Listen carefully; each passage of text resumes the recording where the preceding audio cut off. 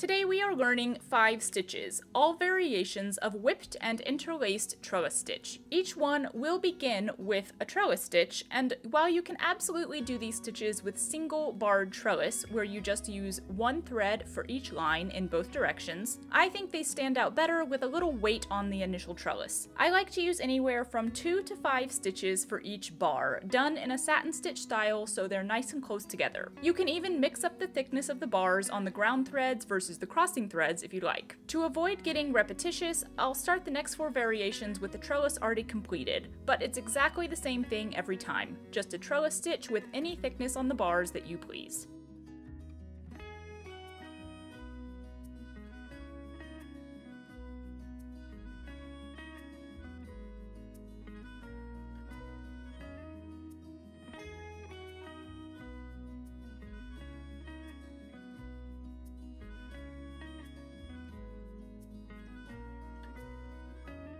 First, we'll be trying interlaced trellis. Interlacing means to weave a thread back and forth around an existing thread or group of threads. So after coming up right next to that first bar, we'll slide our needle under that first straight section, which leaves interlacing thread on top of that crossing thread.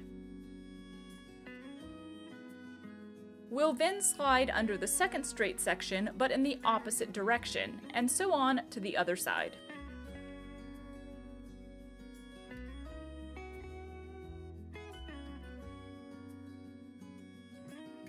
Coming up on the other side of that same bar, we'll slide our needle under the straight sections in the other direction in order to add the same offset pattern on both sides of the bar and complete the interlacing.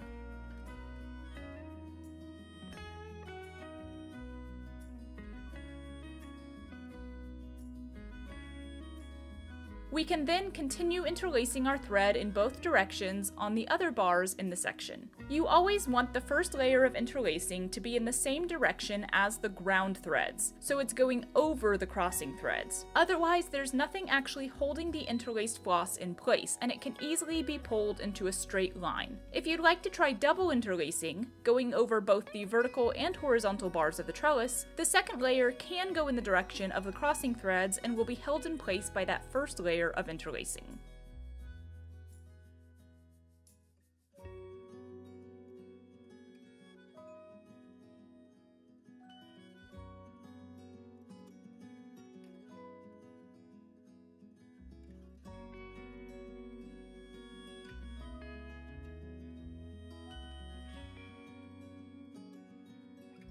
And that's interlaced trellis stitch. Next, let's try whipped trellis stitch. Again, we're starting with a basic trellis stitch, the bars done with some weight to them, and as with interlacing, it's best to start in the direction of the ground threads, placing the X on top of the crossing threads. If you whip in the direction of the crossing threads, the whipped thread won't pull into a straight line like it would with interlacing, but it won't be connected at all to the ground threads, so the whipping could slide around instead of remaining firmly in one place.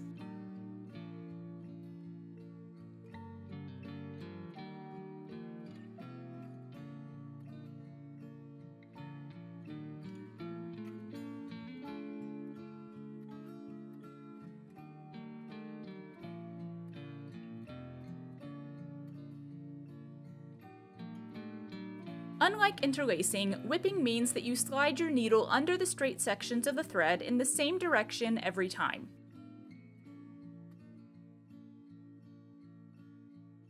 Once you add the second whip stitch in the other direction, you should have X's on top of each cross point.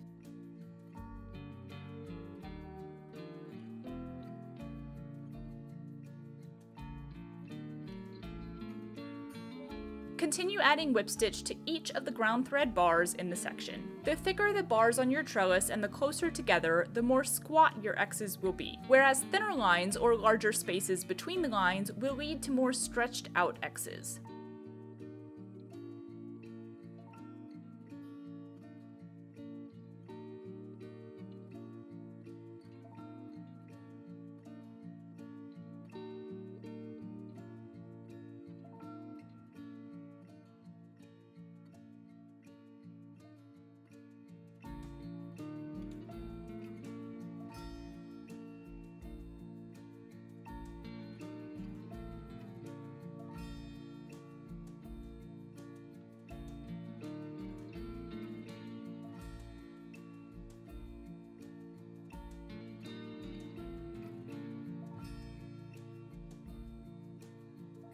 And that's whipped trellis stitch.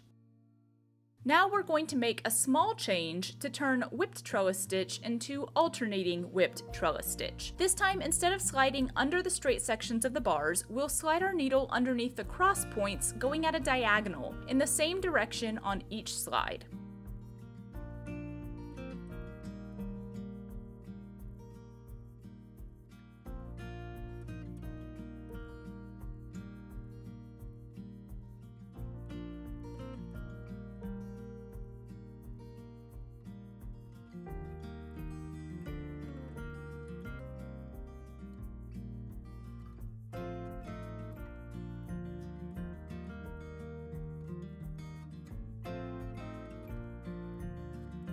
When we repeat the same whipping in the other direction, we'll have X's on every other cross point with an open space in between.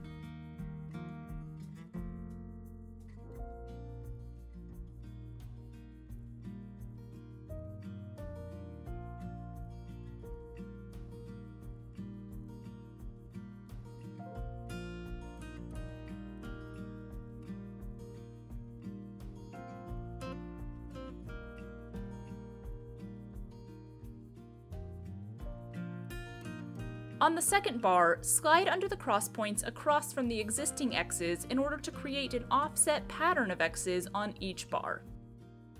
Because we're sliding our needle underneath both the ground and crossing threads at the same time on the alternating form of whipped trellis, it no longer matters which direction we start in. However, if you're trying out alternating interlaced trellis, the same rule from before applies. If you don't start in the direction of the ground threads, the thread can be pulled into a straight line.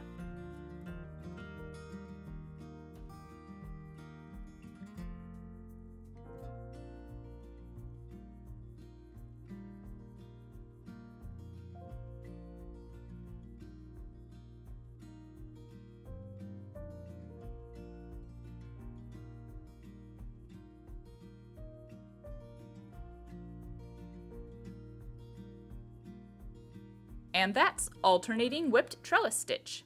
It's not hard to see where we're going next. Now that we know how to alternate our whip stitch on the trellis, let's try doubling it, with whip stitches going across both the ground and crossing threads to place X's on every cross point, but in different directions. We'll start in the ground thread direction, adding alternating whip stitch across the entire section.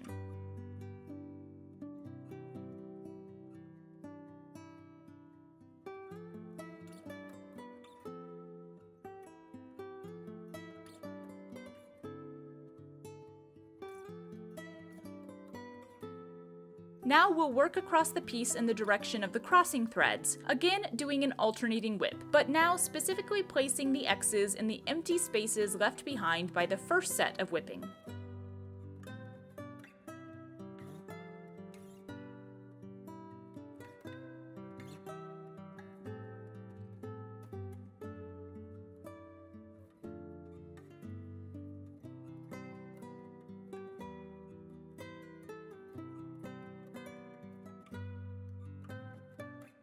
And that's double whipped trellis stitch.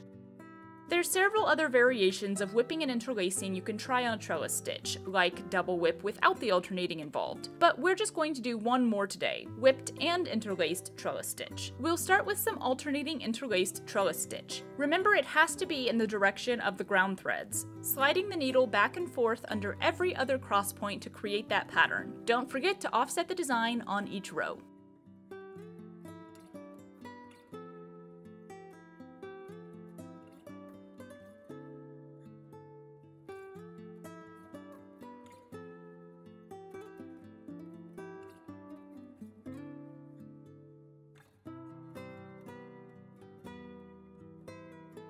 Then we can go in the direction of the crossing threads to add alternating whipped trellis stitch, placing those X's on the empty cross points.